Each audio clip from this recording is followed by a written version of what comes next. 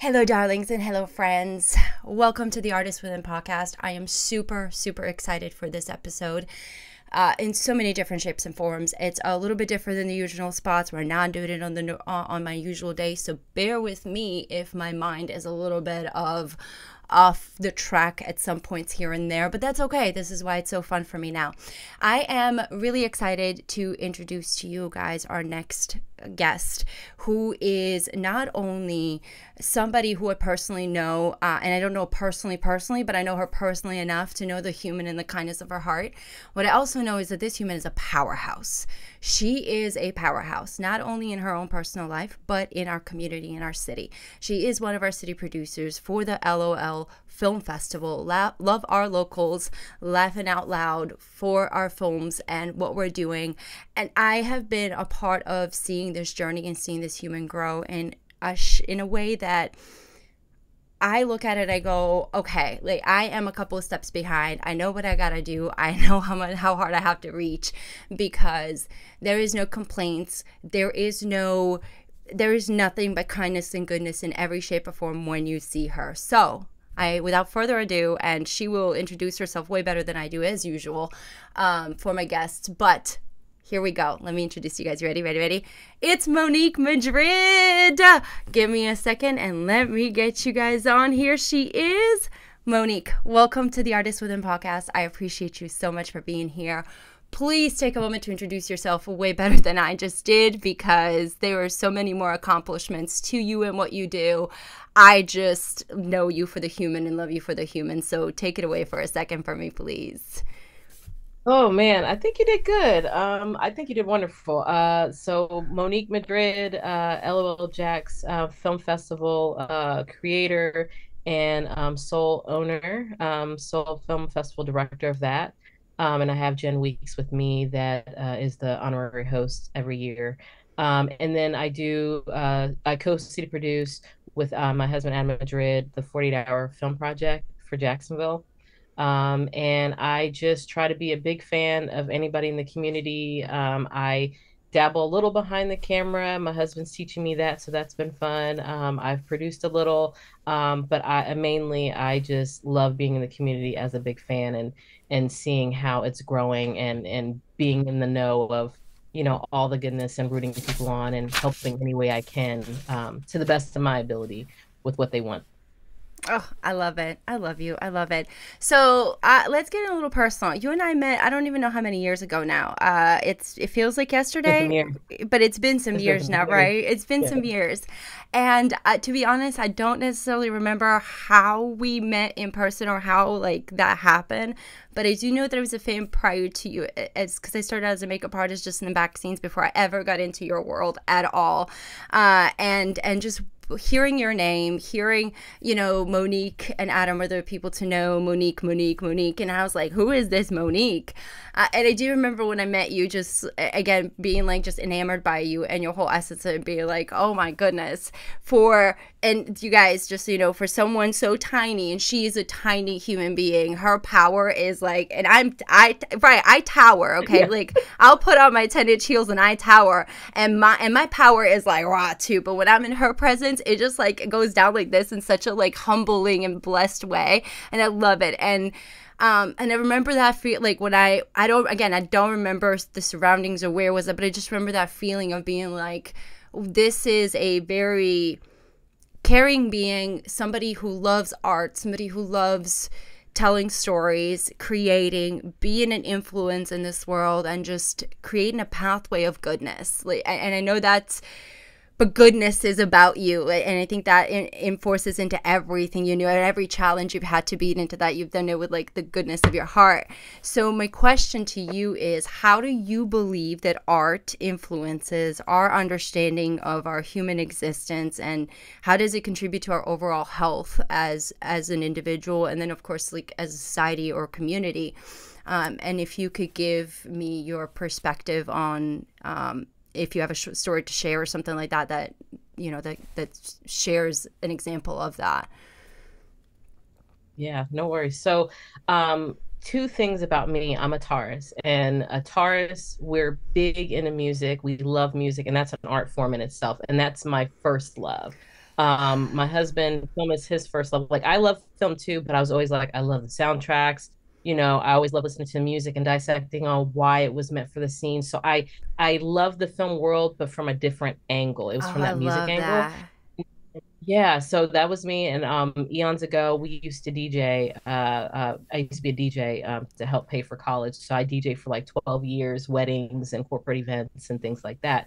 And it's actually some of the people in the film community when they would do wedding gigs, filming, me and Adam would be their DJ.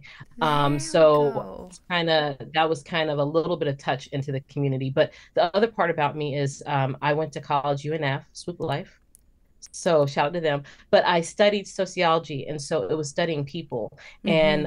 What I noticed about studying people is sometimes, words get lost, and sometimes it's hard to articulate how we're feeling. And so a lot of people bite their tongue.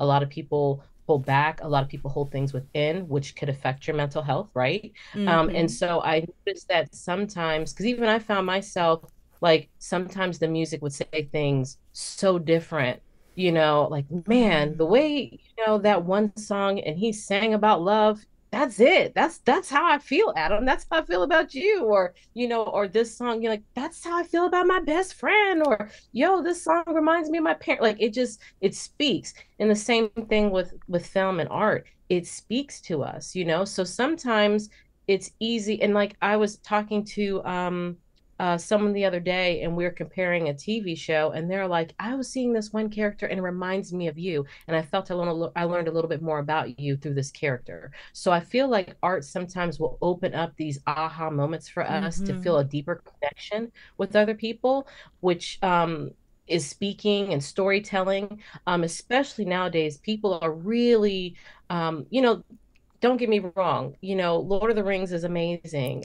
Star Trek is great, but these stories of ordinary people, the reason why they feel so real is because they're based off real people. And Mm-hmm. sometimes you cider on people and how they feel. So I feel like arts is just this another way to connect to each other, another way to feel, and another way to cause conversation. You know what I mean? Like even like films that talk about different cultures. It's like, I didn't know that about your culture. Tell me more. And then there's this conversation, this dialogue that occurs. And I think it makes it easier. It breaks the ice because sometimes people don't want to pull the band-aid off and say the Mm-hmm. things they need to say in fear that it'll be taken out of context. And I feel like film and music does that in a Mm-hmm. way that I think goes beyond how we can do it without offending one another. And so I love it. I feel that it's needed, and I feel like art just again is one way to connect the world and kind of interweave those pieces where we left gaps of why we're not connecting with one another. So I want to ask you about that. First of all, beautiful answer. But second of all, I am 100%. And so this is why I think I know you and I completely could. It's because it's the music, right? I love the film world. Like, Yes. do I love the film world? I do. I do. I do. I do. It's fantastic. And I'm great at doing what I'm doing in that, like, whatever. But it's the music. Like, I have tattoos, like, dedicated to music. Literally, like, right. You too. Like, both of us. Like, my stem here to my brain is a microphone to music, like in the Yes. crescendo, Yes. right? And so and last night you got the beautiful experience. If you haven't yet, this is a recommendation to you and Adam to do a date night, but the candlelit dinners, or the candlelight. Or I went last night. Okay, the string quartet. Okay, first of all, we have somebody that's from Jacksonville doing it here, so I'm reaching out because like that's a fellow artist right there. Like I can't, right? That whole second of all, I don't think anyone else experienced it the way I experienced it last night because I sat in that music. I cried, the intense, the oh my god, the I didn't realize I needed to process some emotions and what I needed to do. The music is a for like, and it doesn't need to have words. I think that's why it's so beautiful because it connects in a way that attunes the whole being together, right? It auditory, and it creates this visual experience, and then it wants you to move, and then it wants you to just put forth something that is being stirred inside you, and you may not even have the words for it. And like, that's how Project Human came about. That's how music saved my life. If it wasn't for a rap song, literally, and if it wasn't for the lyrics in that, it was like, walk a mile with you. Have you been in this? Have you done this? Did you do this? And it's like, no, you didn't. I did. You're right. And sometimes I looked at it for a long time. Music was my scripture. Okay, so I couldn't even maybe connect to God in a way that I wanted to, or connect to where I needed to. And music was, I've always said it, music was God's way of sending me words, things that I didn't understand, or meanings that I needed to hear, or some ways that I needed to process things that just were not within me, that I couldn't read, that I couldn't go and hear from someone else. But that tune, that moment, that one string, that one beat, right? That one, like, right. Let that string breathe, bro, baby. Girl, he was breaking them strings last night. Oh my gosh. Yeah. So yeah, that idea of music being, I think, is the key to everything that we do. That, again, we can't make a film without the music, right? We can't make we can't make a video of something without that frequency. And so I think with what you do, and how important with a lot, especially when you're involved in the film festival and involved like in that, where you're coming from, pushes a lot of our artists to create something more, you know, again, that pushes that feeling, that connection, that's not just a visual one that goes, oh, I can see it, that's great film. That's, again, like you said, no offense to Lord of the Rings, no offense to anything else that's great out there visually and stuff. But when that music is there, and you can listen and you can get into it without watching the movie, and being there and experience everything that they wanted to create, that feeling, that's magic, that's power, that's creation. Yeah. So what's your favorite song? And what is your maybe 2-3 songs that you're like, these are my scripture songs, as I would call, like, I have a list of them, it's literally in my thing, and I'm like, these are my ones that I go to, and they're eclectic, okay, let's be real, but you know, there's some couples. So what's your 1 or 2 or 3? Oh, so I love all kinds of music, and that's just like saying which is your favorite child. I will say this. So how I describe it is, it depends on what I need. Mm-hmm. So, like, for instance, weirdly enough, if I am, you know, people stressing me out, make me want to just act out of character. And normally, to my core, I'm a kind human, but, you know, they don't push the right button. I do need some good gospel. Yolanda Adams is an amazing artist. Danny Goki is an amazing artist. Some Kirk Franklin any day of the week. That would be my vibe. If I am, you know, need to pick me up, you know, just run a little slow, just need some energy. Give me some good Missy Elliott, you know. Girl. I lived in VA. I lived in Virginia at that time of that sound. So give me some Pharrell, give me some Timbaland, give me some Missy Elliott. And I am, if I am just wanting to feel the love vibes, and just kind of just be in that mood, I'm finding that, you know, give me a little Bruno Mars.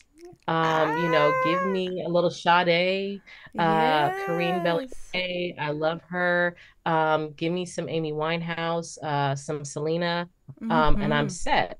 And so I have different moods for different things. And then another thing I've been doing, whenever I travel somewhere, whenever I really travel somewhere, I will literally listen to the music that's in the Uber ride, listen to the music that's in the metro, in the restaurants, and I Shazam them. If you like it, so you can, like, yeah, because I like it, I want to, and I get the vibe. So whenever I want to feel like I'm back in that particular country or that city in the US, I will play that song again, and it gives me all those feels and almost jokingly the smells and the memories, all of that. Because it infuses into the cells. Because it infuses into the cells. Like, every music really has, and again, I'm not a scientist. We're not a scientist podcast, not professional medicals. It's all in all our sets. But there is studies. There's plenty of studies you can go and check out that say frequency, music, sound is literally like the healing. And when you connect it with all the elements of earth, water, and wind and fire in your environment, in your space, and you add that frequency, you're literally, every sense of your being is being molecularly changed, literally on every individual cellular level. And we know cells are alive, and we know that they have memory, and we know that all of these things. So why would they not have that memory for the experience of something so wonderful, right? I think we as human beings focus so much on the negative of that experience and infuse ourselves with that versus really work, because it takes a little more concentration.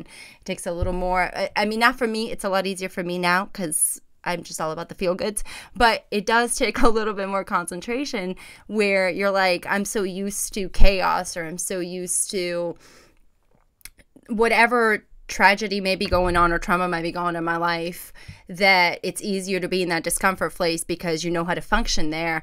And how do you function in peace, and how do you function in the ability to create something that now you don't have to put blame on anything else.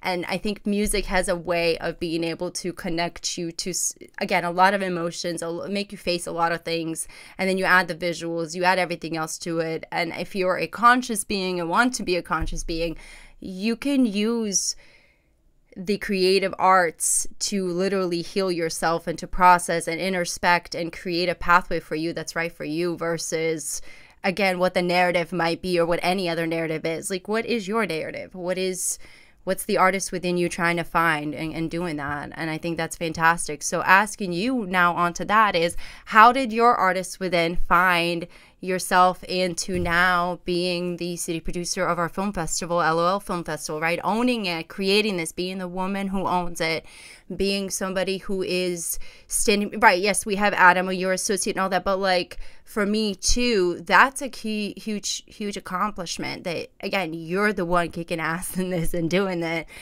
Kudos, Adam. Great job, Adam. And thank you for the support.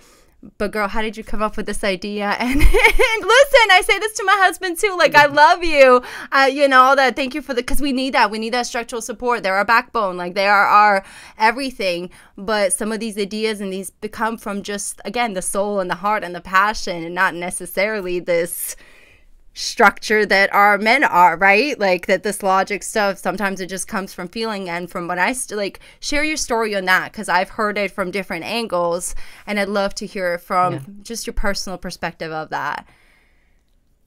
Yeah, so one, me and Adam have known each other since we were 16 years old. And, we're only 25, jokingly, but you know what I'm saying? So, but we've known each other for a very long time. Very, very, very, very, very, very, very long time. And so, we will always support each other. We started out as friends.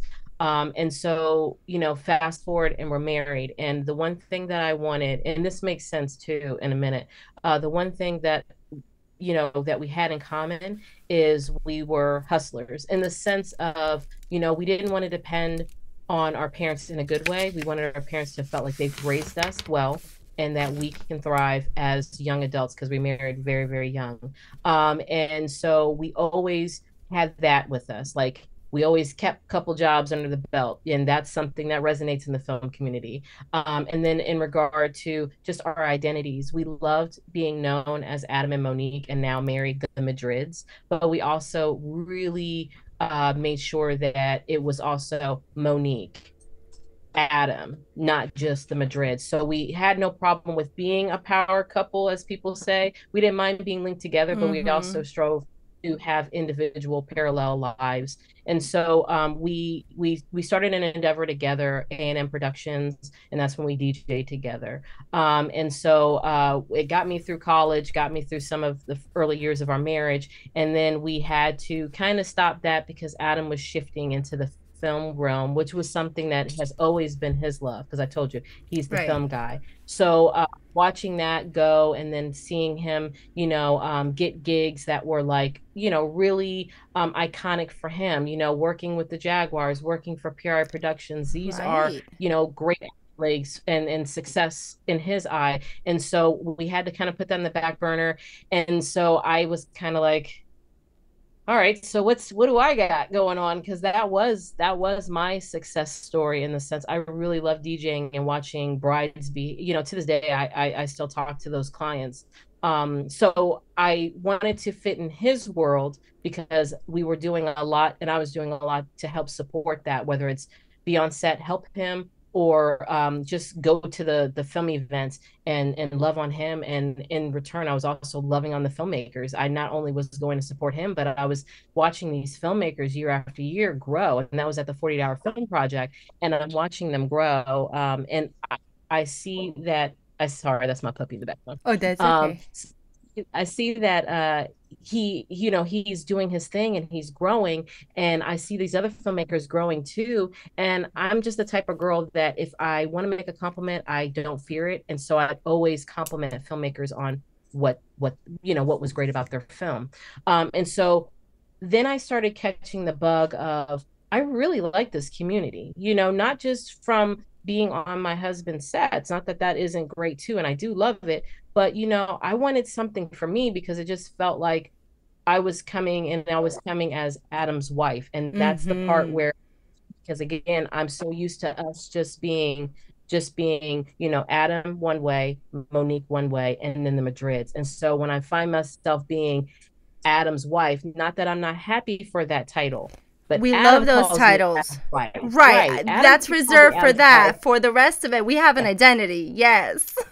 Yeah, so I wanted to find an authentic identity, and I was at Richard Kodai's Jacksonville film showcase, and I was in the back of the theater, and I said, I really think I would like to do festival running. I want to do a comedy film festival, and he thought it over, and it took him overnight, but he woke up and he was fully on board, and he's never hesitated since. He hesitated that night and when I talked to him about it, because when he hesitated, I was like, you know what, that he's right. It doesn't make sense. I don't even know what I'm doing. And I just kind of woke up thinking, yeah, that was a little just knee jerk reaction of having a good night, and now the reality, Sets is in, in right? play. Don't we, really quick But to this is ask the you, do we, yeah, go just ahead. not to interrupt, but don't we, is this, but in that instant, as it being like, how quickly is it that we can, especially because those who we love, like, how we can go and be like, that, yeah, you're right, that was a stupid idea. What was I thinking? Like, it's okay. It's again, not that they don't love us, not that it's not any of that. And that could be anybody in any situation. Oh, you can put your puppy on. I see him. I feel you love. He's loving you. I'm This like is part of low the. key, I like know, here's a like no bone, girl, here's a no girl. bone. He's like, I have mine too. We'll do the same thing. No, no. Because like, how do you, if he did not change his mind, right? Like, I wanted to ask you on that, like, or if he was, how would you have found, because I believe to the core this was you, again, this is your identity too, like, you love this, you have done so much and so great for this, but had he not come around as fast or whatever, do you think, and how do you think you would have gotten to here and now, like, on your own on that? Not that you can convince him, not that, right, like, but I'm asking because that's a very, I think it's Oh, hard it's a for good question. people, for us to, like, it's a great story to be like, oh yeah, they came on board and here we go, we have that teammate. But sometimes there is that moment where you really have to work hard to kind of prove yourself, especially, and I say this no offense, but especially as a woman coming into worlds and into places. And on top of that, into these other places as a woman of color, how, like, just so many different things to come in against. And then that support system, again, not that they don't love us, but that knee-jerk reaction, how it can instantly defeat that bubble of passion or something, that, like, almost delusion of something that could happen. And I always say delusion is, it's only delusion until it's reality, and you were delusional to think it happened, and look at the reality, right? So right. And so tell me about, like, what do you think that would have been like, or how do you think, I'm really curious.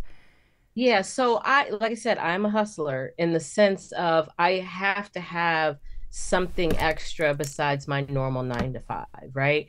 And so I've done different things. I have, when I was a kid, I was a candy lady, I was a DJ, and then here I am thinking I could be a film festival.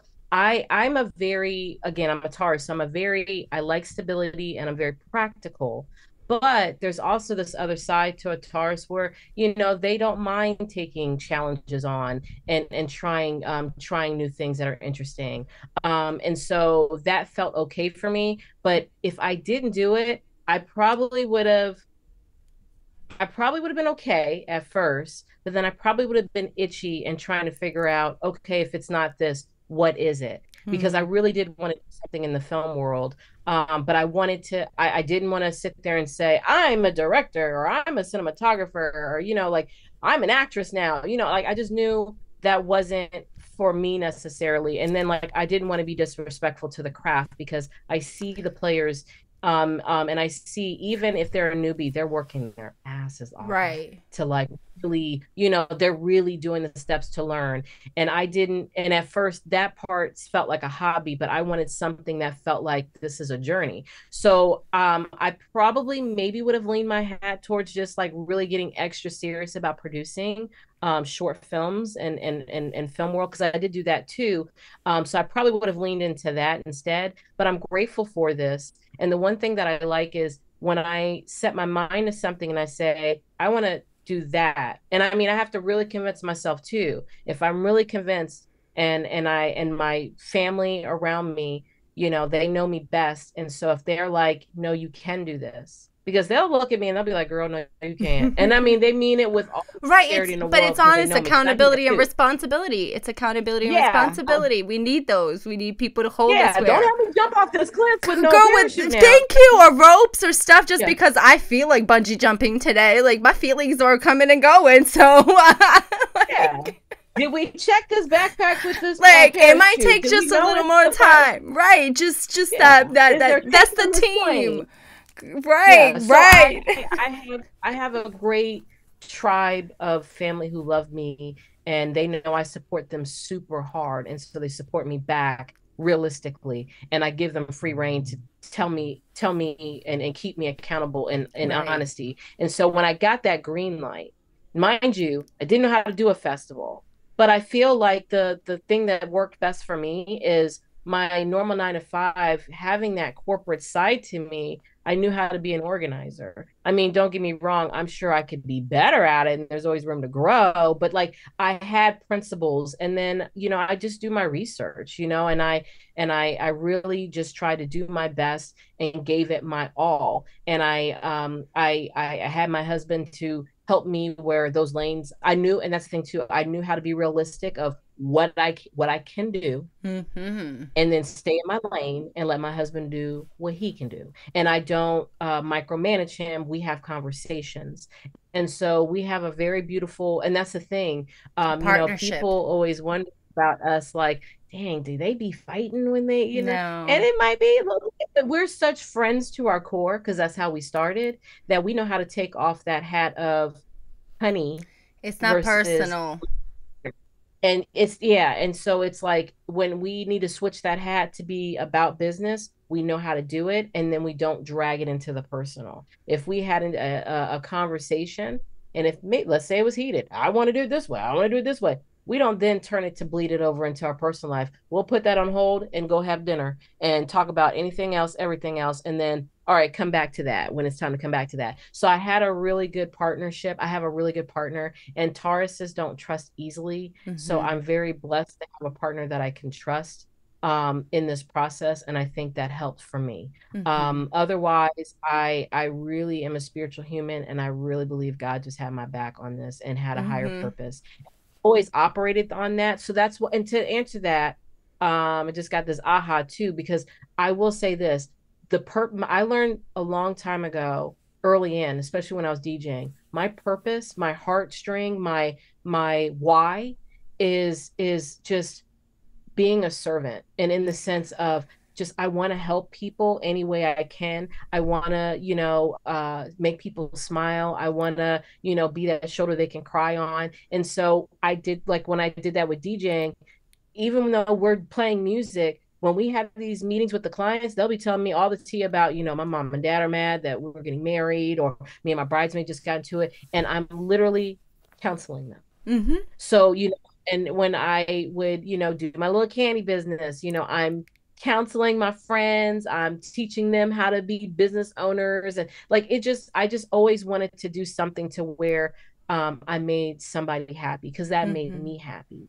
So Mhm. that was my why. And so if I didn't do the film festival, I would just have to search for that next great thing that would give me my why, which is make people happy. I know it sounds corny, but it really did. Like, honestly, don't get me wrong, they paid me for my DJing, but when a bride said, "Thank you, you made my day," or their family came up to me and said, I was having a bad week and I was on that dance floor having a good old time, that made my day. When they're like, "You got my grandpa on the dance floor," that made my day. So hearing the little stories from LOL, and it's not to toot my horn, even though I hate You saying it because I should. feel people think that, but I love hearing those stories of like, yo, when I came to LOL, I met my partner that I collab with, and we started a business, and now we're shooting films, It and we're getting paid for.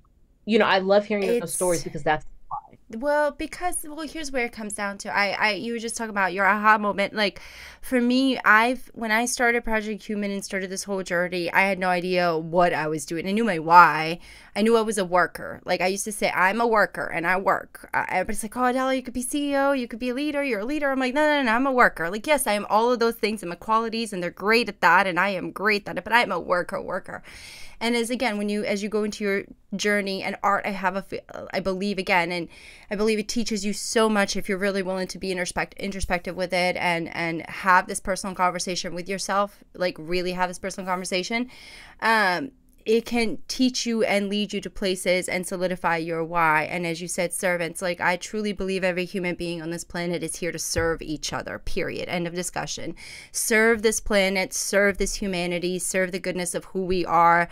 And what we've done is serve it in a destructive way in so many shapes and form, whether to ourselves or to each other.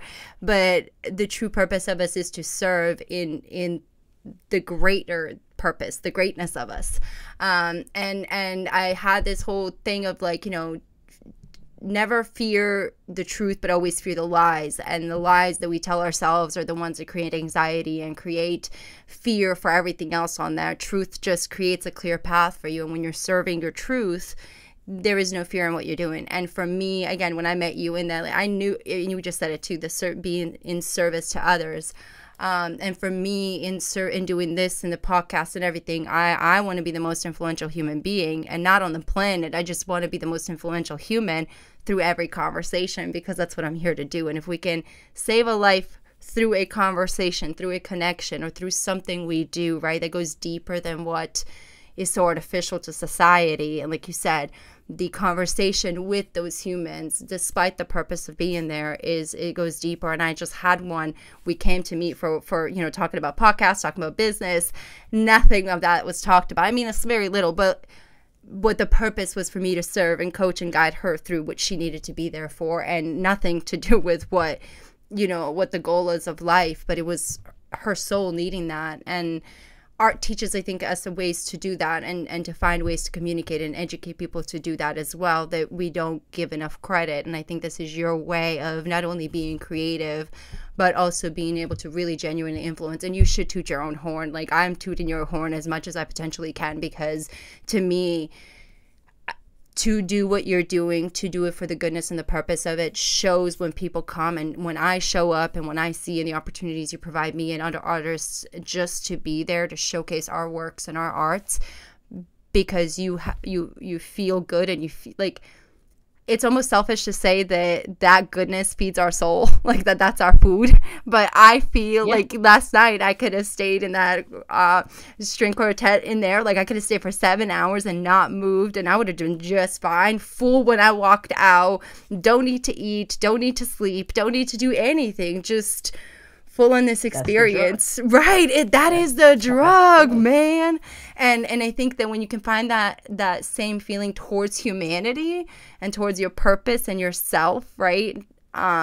It really creates for this beautiful flow and this beautiful community, which again, you and Adam all collaboratively did, but you, because of how you are, have done that way. And so you should be proud of yourself. You should give yourself credit for that.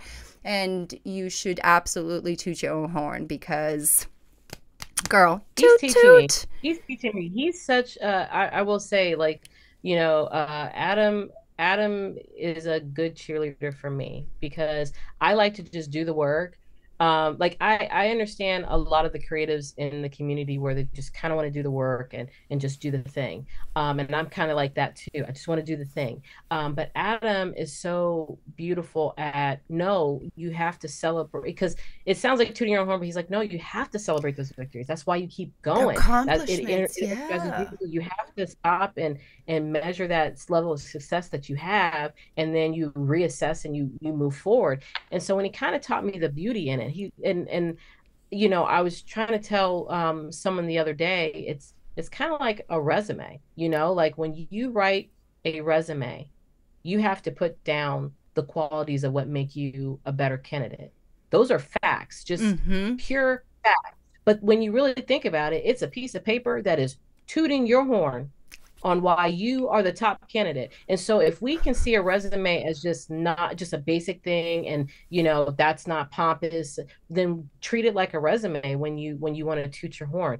Is it a fact that you are the first Black female in Jacksonville to do the film festival? Then toot that, because that's a Yes. fact. That's not boastful. It's a fact. You know, are you, you know, you're at year 8 and you know it's just getting bigger and bigger, to that. That's a fact. You know, so You it was like treat it like a resume. If you think of it like a resume, then it doesn't feel like you're No, I'm it all does. this, It you know. well, and it takes well, it takes away the we think about it, and that's the thing I love about again these conversations we're having is we really get to define the narrative of what it means to be a egotistical narcissist, somebody who's just out there talking about how they are, who they are, versus somebody who's talking fact.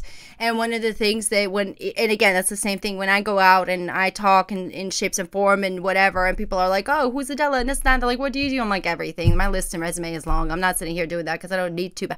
Like, it's just, I'll show up. Tell me what job you need to do. I'll show up. If you need my resume, I'll send it over to you. Because at the end of the day, I'm not here to talk about what my work is. Like, my work is my work. I'm doing it, it's getting done, and that's the fact. Like, your work is your work. You are the first female, Black female city producer here to produce a film festival, host it, own it, and make it successful, to get us to Cannes, to get us to other places, to get us to LA, to get us to all these accomplishments, to get sponsors, to get the community involved together.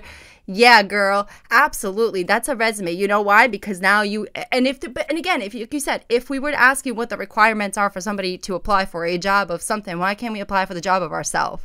Being the best person for the job of ourselves.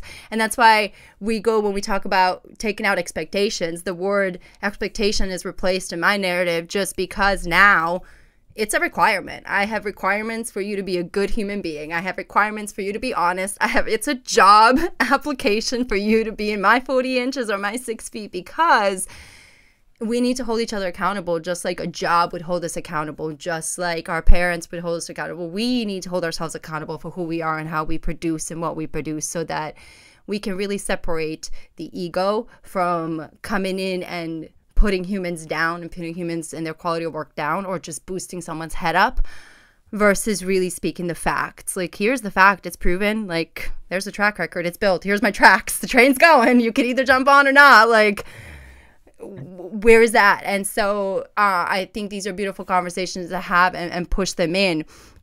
Can you share with me a personal challenge you've had in these 8 years of shifting into this role of producing and creating and bringing a city together, and your own moments of maybe personal self-doubt that you've had through it?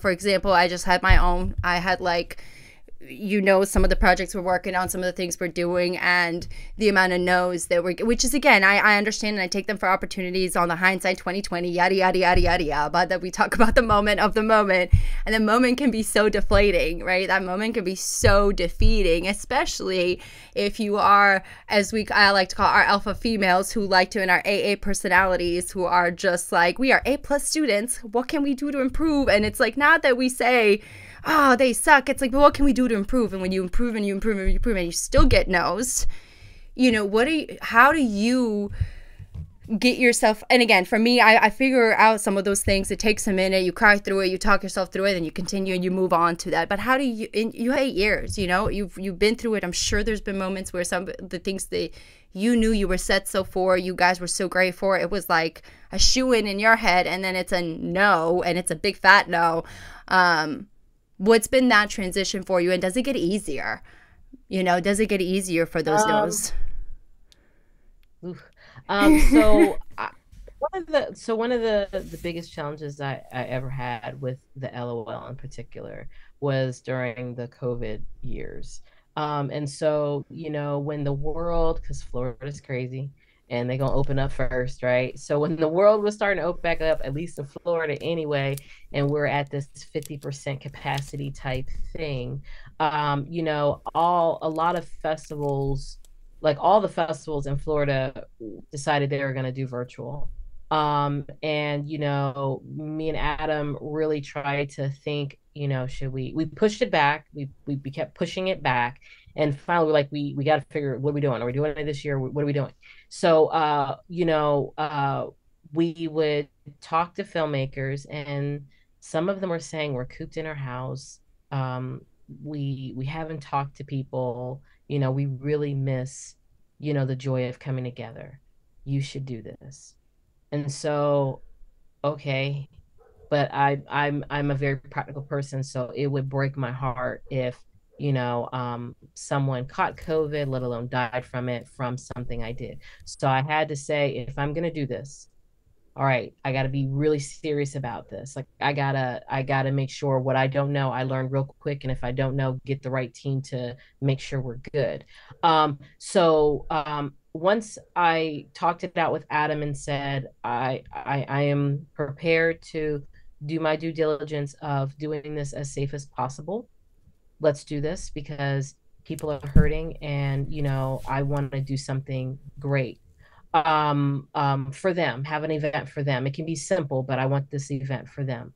And so we talked with the venue about keeping it at that 50%, honoring it. We talked about all the logistics of the temperature check, how they're going to keep it clean, how we can make sure they wear masks, yada, yada, yada, right? Like we had meeting after meeting after meeting after meeting after meeting. I'm researching, going on the website, CDC, all these things, watching CNN, having the barometer that tells you how many COVID cases, like I was in it. Like I jokingly wanted to get my degree in it. I talked to people in the community that had that medical background and have been COVID compliance officers.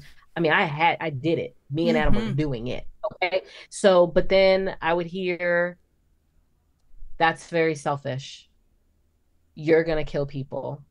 Why are you doing this? The greed. I mean, like so much hate on the opposite. Mm-hmm. Like just as many happy people saying, "Yes, I'm gonna do it. I promise I'll wear my mask. Let's go. Let's do this." I had so many people saying, "You're selfish.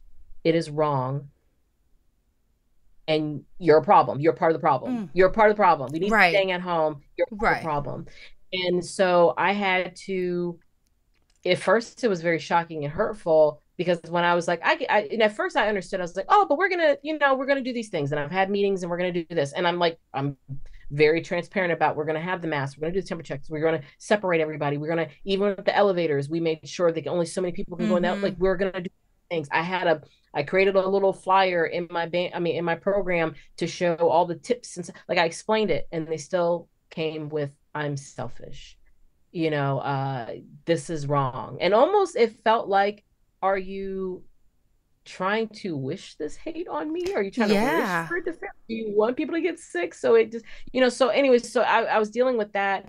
And at first there was initial shock of, wow, damn if I do, damn if I don't. Right. But I had to learn what's important to you, and what mattered, and I had to listen to genuine voices, and the genuine voices were saying, we support you, let's do this. And Right. so I kept going, even though there were days I doubted, there were days that I had to pray, because I would be sick to my stomach. If I ever had found out that, COVID case and this person died from it, oh my goodness, I probably Right. would have shut down. Well, and just, I really would have. I would have been like, this is my last year. We're not doing this, because I can't do that. That would just hurt my soul. So going back and forth and feeling very ill, and feeling, very just conflicted. And even on D-Day, I had, Mosh volunteers, the venues volunteers, helping me enforce. And even I had like a COVID compliance person, there on site. So if I had questions or if she saw activity, she can whisper to me and be like, this ain't Mm-hmm. right. So I had that. I still made it my, like me, Yeah. Monique. I was the one checking the temperatures. I was the one telling people, you need to put your mask on. I was the one making sure y'all need to separate, or we can't do that, or can we please sanitize? Can we do these things? I literally took it upon myself to make sure that as much as I could, I was Enforcing the treating that rules. as Yeah. serious as the award show or putting on the films, having the band, like all these things, having it on the rooftop so that way people could gather, but they got that fresh air, like all these things that I really took seriously. And I will admit, it gave me very high anxiety during that period. On top of I Can had, imagine. Yeah. personal things going on, caretaking and all that. So I had that too on top of, plus I have a normal 9 to 5, like all these things. It was just a very high anxiety time. But again, people go through stuff. So I'm not the only person who has behind the scenes things going on. So I just tried to make sure that whatever I was feeling, and that was the first time that I really had to lean into that. I've practiced it, but I really had to put it into play of whatever you're feeling, still do the thing, and don't let that feeling keep you from doing it. Even if you feel it and you're shaking in your boots while you're talking to people, you still keep talking to people. You still keep doing the thing. And once it's done, your anxiety eases because you did it. You showed your anxiety that you can overcome it. So there are a lot of times that I am probably, what is it, high functioning Mm-hmm. anxiety kind of a person. Like people like, dang, you just look like you're having a ball and they don't even know. I literally just came from out the corner crying and then wipe my I. tears and like, and go, like I literally just how to compartmentalize. That's what saved me and Mm-hmm. saved my soul so many times when I had to just do the thing. Even when I'm battling imposter syndrome, or like I Mm. said, battling some kind of anxiety, or just I'm an introvert at heart. I'm just married to a very strong extrovert that's like will push me in the deep end with floaties kind of a person. So dealing with too many people, like all these Mm-hmm. things, I knew how to just compartmentalize that until I got out of earshot, face shot, area shot of anybody, and was Mm-hmm. able to process. And that's why my alone time is so vital. And I fight for that because I can cry it out, Mm-hmm. overthink it out, podcast it out, music it out, woo-saw it out, massage it out, whatever that self-care looks like, bath time it out, just whatever I needed to just ease that thing that was in me while I was doing the thing. And that helped me also come to come to play and come to do what I needed to do with less of that feeling in my gut. So it Mm-hmm. was like, you still got to do the thing. Don't let it stop you. But also, when you get a chance to breathe, take care of that thing because there's something wrong. Like, go see a Mm-hmm. doctor, whatever, do what you got Right. to do. So I was always good about that. And then, even like when I do my festivals, I take a certain amount of months off a Right. year for that, not from work. Right. Right. I Right. can't do that. But I take time off and I don't think about the festival. I might come out support people events, but I am making sure that all the things that I didn't get to do because I was trying to, how when we get in a zone Mm-hmm. and I don't have time for that right now. I got to do this. I got to do that.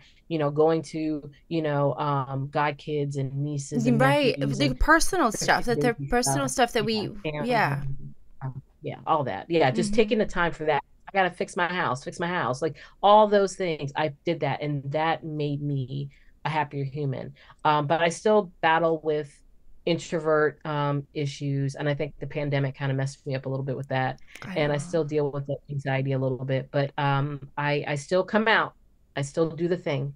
And that to me is a victory. It's the little Mm-hmm. things. Like, you got to Mm-hmm. show up. If you don't show up, then you let your anxiety eat 90% of the you. time is showing up. The 10% is the extra of like I look at it, the 10% is the awards and the fancy, and it's the 10% that we have to come out and support and promote, and like that's the 10% because it's all flash. It's just so much energy. It's and that could be in any business, any line of work, anything that you do. The 90% is you showing up for yourself every single day. The 90% is showing up for the things that you want.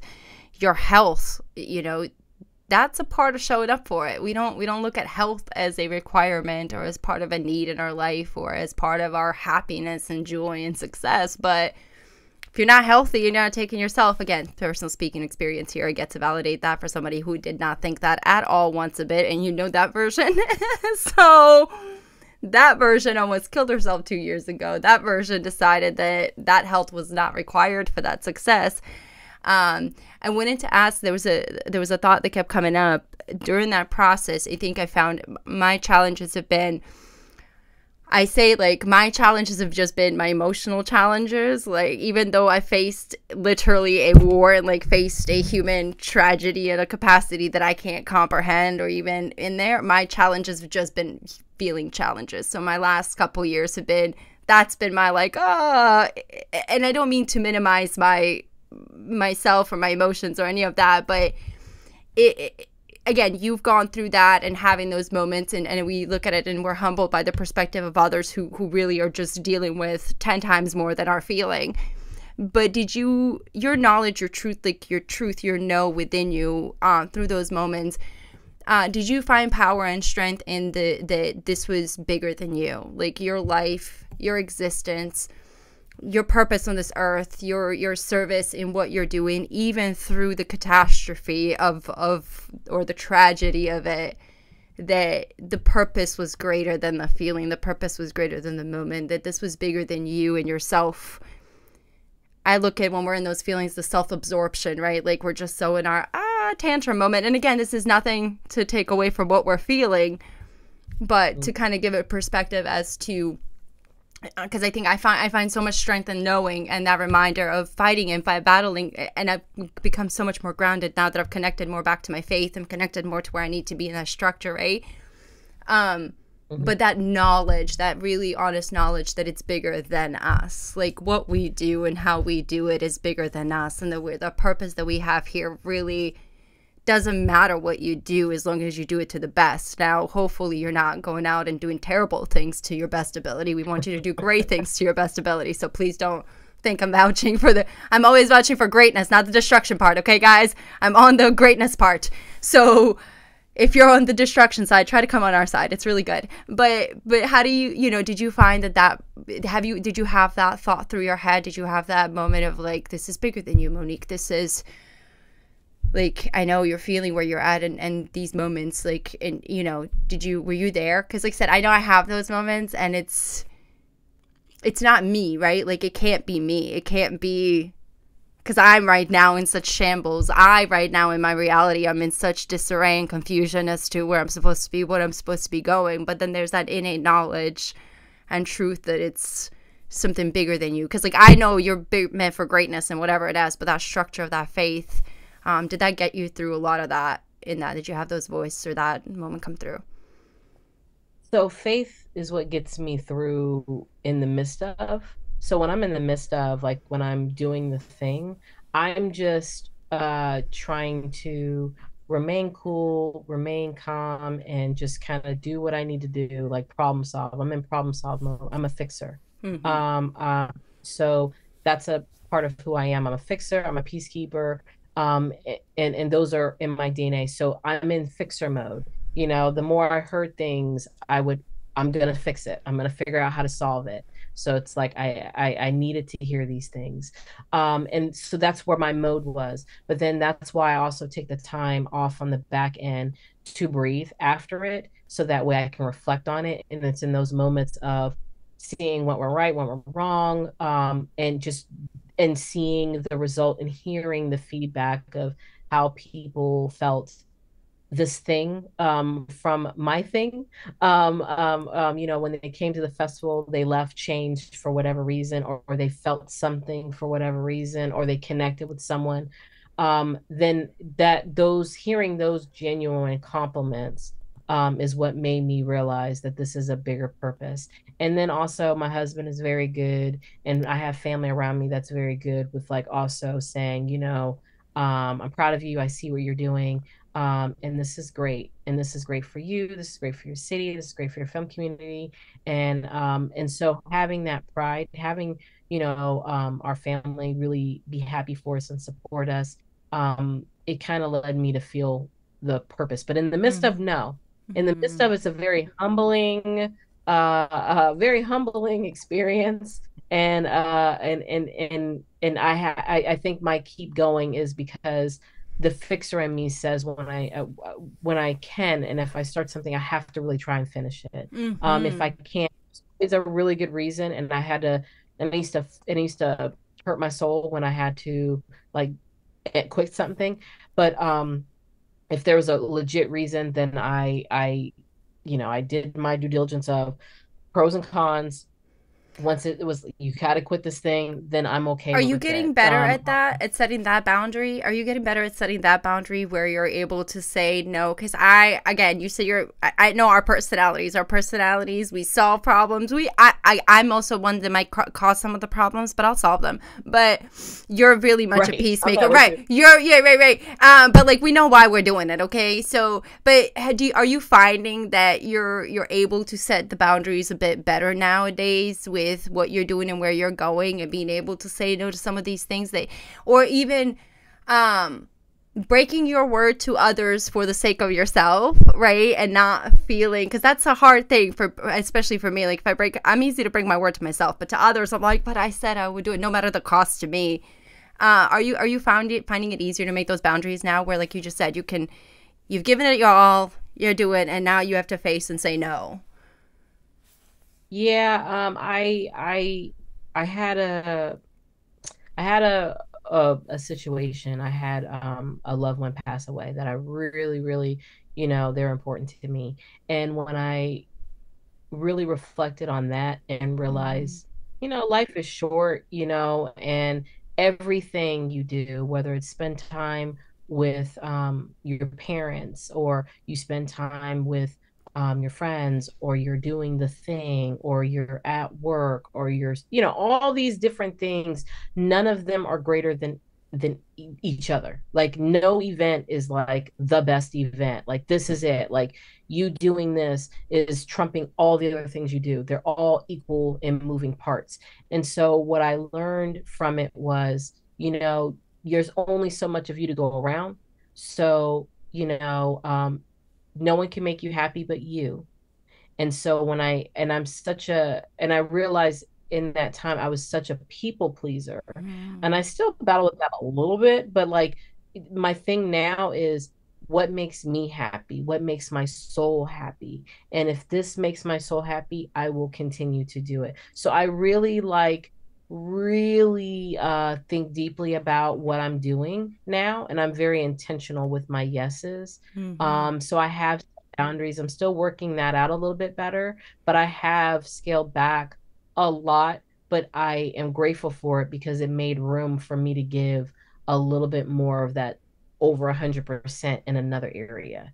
So I Mm-hmm. realized it is about the quality, not the quantity. Others might disagree, but I was listening to a podcast, and her name is Amber, and she was on Glee. Um, um, Gosh, I can't think of her name right now because I'm not a big, huge Glee fan, but I just always listen to the music of it. I never really Yeah, I've watched the never show. seen the But show, so. yeah, but bottom line, she was saying like, I pick projects that speak to my soul. And she used to feel like I have to do so many, I have to do so many. And she realized, no, it's about the body of work. It's It's about what you're doing. So if I have fewer on my resume than this actress over here, but my body of work is impeccable because I'm proud of the project, they were great projects to be on, and so forth and the third, that I'm fulfilled. And so what I took from that is I don't have to say yes to everything. I just have to make sure that when I say yes to the thing, it's something that was worth my yes. Mm-hmm. Um, and not that I'm caring about my body of work, and I hope that doesn't kill me with people in the community. Like I'm not a hobbyist. I do take it seriously. I really do take this stuff seriously. But what I'm saying is, for me, I have one foot in corporate and I have one foot in the arts, and I love it that way. And both power me, and I've accepted that both power me and Mm-hmm. both make me better. I've learned my organizational skills. My organizational skills from the corporate side has helped me uh, fuel the creative side of me in a very high focused, structural way that not every artist has that ability to do. And then in my creative side, I'm able to think outside the box in my corporate world and bring things to the table that made them think, where'd you, what? Where did Mm-hmm. you come up with that? That's really creative. That's innovative. And so I use both to fuel. But I feel I am very proud of my resume of what I do, but I don't try to compare my track to someone Mm-mm. else's. Like, how come they're doing all this and I've just done this and this? I'm proud of this and this, so I'm not concerned about this person doing all these things. So I've learned to stay in my lane, and Mm-hmm. once I've learned that I need to, because this particular industry that we're in, film, art, um, because it's such, you have to be perfect, and you're constantly like tweaking that sound. You want it Mm-hmm. perfect, you want this perfect. And so it's such a nitpicking by nature, that it's a part of the DNA now to just nitpick something or judge. And it's not even Especially because it's in a mean subjective. way, Right. And art is neutral. so Yeah. subjective that like you can nitpick to any particular level you want because it's your personal perspective of what you're feeling and what you're doing. As an artist on the other end, for us to nitpick ourselves, that's a lot of self-sabotage that we do versus looking at it going, I'm good with what I did and where I'm at, and congratulations to hitting all this, and congratulations to the awards and Oscars. Like that's great for you. Like I'm one day maybe, if that's like, and I'm the person again going Yeah. like, I want that, like give me my O's, give me my, like give it to me. However, I know what I'm good at. I know what I want. I know what fuels my soul, what keeps me to where I am and my structure solid, and that, but that faith in yourself also comes from that support system. I wanted to ask you, what do you say to somebody who doesn't have that? Because you are very fortunate. You and I are both very fortunate for the support system that we have, right? And people just supporting us in the way they do and guiding us. And when we need that talk through or somebody that we can reach out to, and not to say that we haven't really worked hard to build those partnerships, because we've put in our foot and we've worked hard to build that. But what do you tell for somebody who's literally doesn't have anyone, and they're both maybe in your position of being in the corporate world or the art world or just in one or the other, and and maybe are dabbling and trying to find something, but are just really genuinely on that verge of, I don't know and I have nothing, no one, and to be in there? How do we tell them? What do you say to them to keep them? Is there something you could tell them? So another thing that I'm an only child. So I know what it's like to be alone. I was born alone, kind of a thing. But like but what I'm saying is, so I'm very, I don't I love when a tribe loves on me and supports me and fills my ear with the goodness of affirmations that I'm missing and needing and craving at that moment. But I also learn to be my own best friend, and Hmm. to and like, so if you're a faith believer, pray. If you're not a faith believer, and you got the funds to do therapy. If you don't have that, I go down podcast rabbit holes. That's why I love doing Yup. things like this, because I see the value in podcasts. I also will read books on the topics. My thing is, there's no excuse to find resources to build you up and give you, information on how to take care of yourself and get yourself to a healthier space, and especially with the internet. Now, I'm not saying go on social media, put a pic, and if you get 20,000 likes, no. Like, Mm-hmm. don't get me wrong. Likes are helpful because it could be monetary, it could be advertising. There's beauty in social media, but there's also a constant need for validation. So don't, when I say go on the internet, I mean like go on YouTube and look at great podcasts, look up different like articles from doctors, like really just enamor yourself with the research. And I feel honestly like when you fill your soul with information on, what you're going through, and it's almost like they can name what you're going through. It's almost like when you can name the issue, you can know how to treat it. So do the research of figuring out Mm-hmm.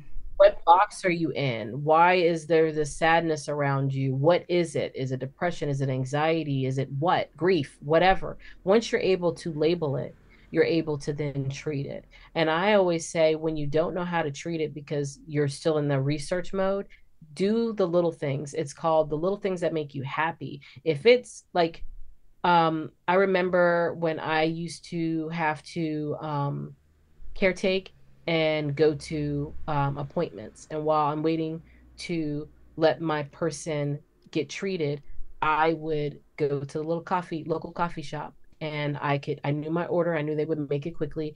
And for 15 minutes, I could just drink that little tea, look out the window, and look at people and not think. And that was and I needed my brain to shut off because my mind was on, I got to go back to work and do this thing. I got the festival things I got to do. I got to make sure my person gets back home. I Mm-hmm. got to make sure that I do this. Did my husband do this today? Am I supposed to go to my nephew's soccer game? Like all these things. Mm-hmm. And I just needed a moment to just quiet the mind.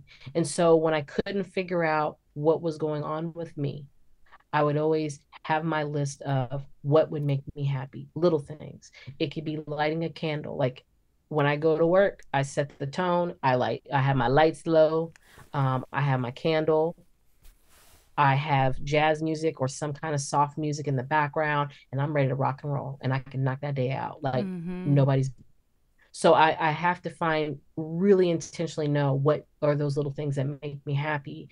And they might sound shallow, but you keep a list of it because sometimes when you don't have time to you don't have an hour to listen to a podcast. Mm-hmm.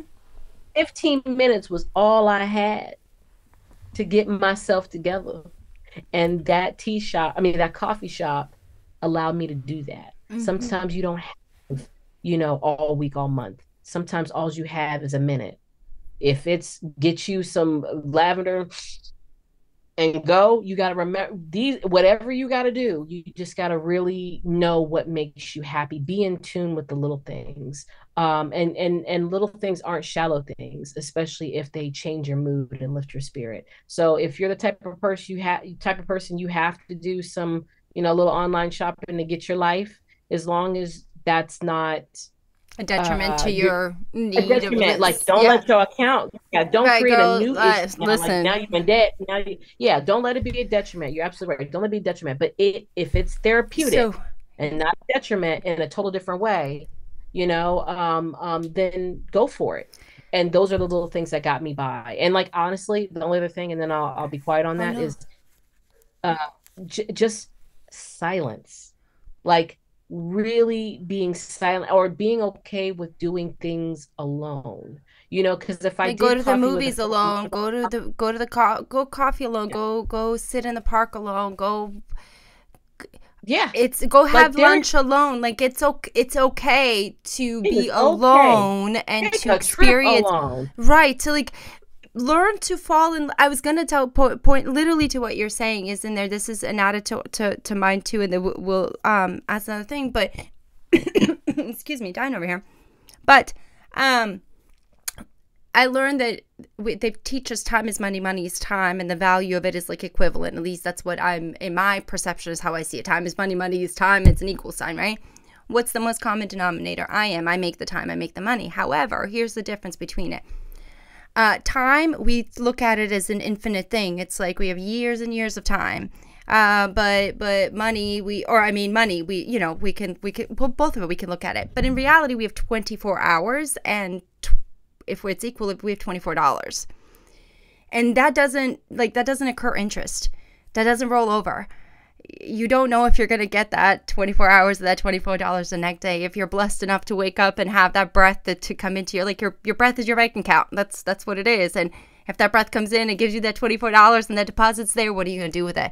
And creating those boundaries and creating this ability to maintain this structure of your being that goes, you know what, every day I get $24 every day. How am I going to spend these? If I spend my $3 spending 3 hours talking to people who are doing this, how much is that draining me in fees? Because I have to pay a cost to that. Like, we don't look at that. We have to pay a cost in replenishing our energy and replenishing our thoughts and replenishing our whole being just because we decide that we're going to put it out there. And so learning to fall in love with yourself is not narcissistic if you're not going out there and doing things that are that, but falling in love with yourself and who you are. I have this thing where I'm obsessed with my own self in a way that I want to learn all the ways I function. Like, how do I work? And why is my strings a little bit too tight here? Or why is the springs a little too bouncy over here? Or why does like the fuel, the way I'm running it right now, like only work this when I'm on this level, and on this one I ain't got none of it? What is going on? And so being in love with yourself, falling in love with yourself and studying yourself, you can only attain these boundaries and these pieces when you become honest with what you're doing and where you're spending your time. And like Monique said, there is no excuse now in our time and age, especially in America and where we're at, for us to use our own inability to look at our own truth and say that we're responsible and accountable for our own successes, happiness, wealth, and everything else. And we just want to blame everyone else because it's not given to us like this. It takes time. Just like going to the doctor, just like going through all these things. And if there's one thing that we've learned through life is it takes time. Like, I don't know how, it takes time. So give yourself the time that you're seeking from everyone else.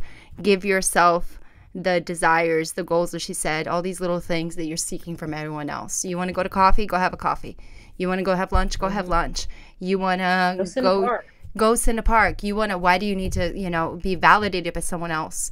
I think one of the things, I would drive and listen to music. I would drive and listen to music for hours. Me too, for hours. Yeah. I would go down the town over the bridges. I love our bridges. We get on the bridge and drive 4 or 5 of those bridges. Even though I had a fear of heights, that's how I got over it. Driving over those bridges, driving over them with music and blaring and screaming and having my moments and just coming back in and going, that was great. I feel good. Like, we need ourselves as human beings because we encourage as a society ourselves to thrive. Like, we genuinely need each other because how we connect and how we fuel the soul. Like, without each other, we are nothing. However, without yourself, you can't be anything. And with yourself, you are everything to everyone else. And so learn who you are and where you're going and what you want to do. And we're leaving you off with that great conversation on that. Now let's get into some of the business stuff, because this has been great, Monique, by the way. We could be going on this for 3 hours. I love this. So tell me what you have coming up next. What can our community expect, and what are your plans for us? What's a special event that we have coming up? Sure. What I have next, LOL Jack's Film Festival. We're in our 8th year. So I'm super excited about that. Again, that comedy festival, we have music, we have filmmakers, and we have comedians. And of course, we have local vendors, including yours. That's going to be a part of it as well. So on August 3rd, we're at WJCT Studios. We will have our music component, we'll have our comedians and films. And on Sunday, we will have films, more comedians, and we'll have our awards show. And it's all at WJCT Studio, loljacks.com. You can go and kind of learn more about us, get more details about the event, buy the tickets, and just, hopefully get inspired to maybe create and be a part of it in a different way next year. And then we have the 48 coming up, Jacksonville 48-hour film project. The last weekend in September is when the 48 hours of creating a film will go down. And then, of course, the screenings will be at WJCT again in October. But yeah, that filming weekend is going to be the last weekend of September. So registration is open, and you can go to 48hourfilms.com / Jacksonville and register your team. You can always come out we have a meet and greet August 18th at the Jesse down in downtown on Adam Street. You can come. We'll have last year's winner speak and kind of give some tips on how to do a successful 48. But you can also hopefully meet some people and build a team. So that's all I got going, because after all that, I'm going on my break. She taking her months off, y'all. She doing what she said she was gonna do. She's holding time. herself. Listen, she's holding herself accountable, holding her word to herself. And as I always say, you guys know when I speak about the word, I mean the word, not the words we speak and we don't understand and we just mumble. Just remember that they have power, and everything that you say to yourself is infused with the power. So make sure it's healing, it's powerful for your dreams and anything you want to do. And again, those are your prayers. We don't think of them that way. We don't think about what we're doing, but everything we say is one way or another manifestation of our own inner being. So please be mindful with your words and go check out and follow Monique. Follow Monique.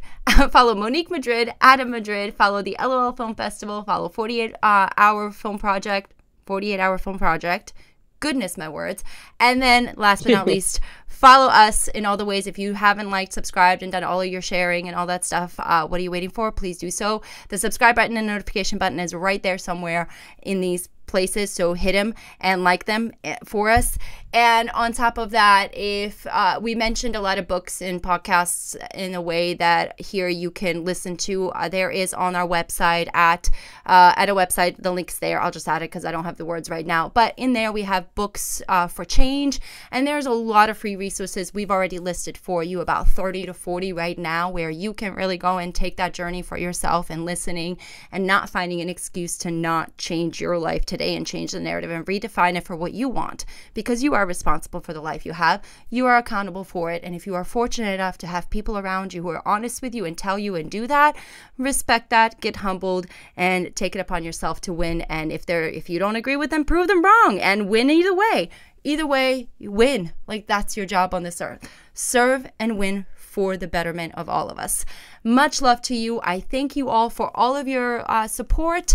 Again, remember, our podcast is live in anywhere you, Apple, Spotify, all the other places that you can listen to it. And please share. Also, leave us comments. Tell us how you think we did this time. And if you want to have your story shared, please reach out to me at info.phi. Let me make sure I said that. info.phinc-.org. And I probably said it right, so look at the thing that I made in there. But email us your story, tell us your story, because I am wanting to share humans who have fought and beat this life in a way that has made them change their perspective to realize that honestly the life is not the negative part, it's what we make it of. And how do we do that? Let's change the perspective, let's change the narrative, let's advocate for the human being, and let's really show compassion and love to this world. Until next time, my friends and family, I will see you later.